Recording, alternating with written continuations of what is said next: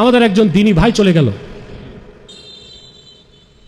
বুক ভরা আশা থাকার পরও জানাজা যাওয়ার সুযোগ হলো না। এই দেশে কত চোর টোট্টা বদমাইশ লম্পটরা মারা যায়, ঢাকঢোল পিটিয়ে জানাজা হয়। অন্তত 50 বছর আল্লাহর কোরআনের পক্ষে দেশে বিদেশে দ্বীন ইসলামের দাওয়াত পৌঁছে দেবার চেষ্টা করেছে। ভুল ত্রুটি তার হলে আল্লাহ মাফ করুক। তো বাহ্যিক যে সম্মানের সাথে প্রস্থান দরকার ছিল, সে সম্মানটা জাতি করতে পারেনি। যুগ যুগ ধরে এটা এই জাতির জন্য কলঙ্ক হয়ে থাকবে। আমি সাইদি সাহেবের কথা বলছি।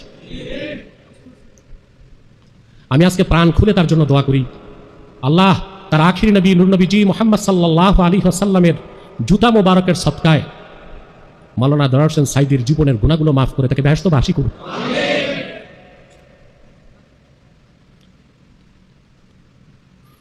সুদীর্ঘ 50 বছর যে লোকটি মেহনত করলো, সকল প্রকার কাফের মুশরিক রামবাম নাস্তিকদের বিরুদ্ধে এত বলিষ্ঠ কণ্ঠ ইতিহাসে, বাংলাদেশের ইতিহাসে বহুত কম মানুষ পাওয়া যাবে। তার প্রতিদান জাতি দিতে না পারলেও আল্লাহর কাছে পাবেন। আমরা প্রাণ খুলে তার মাগফিরাতের দোয়া করি।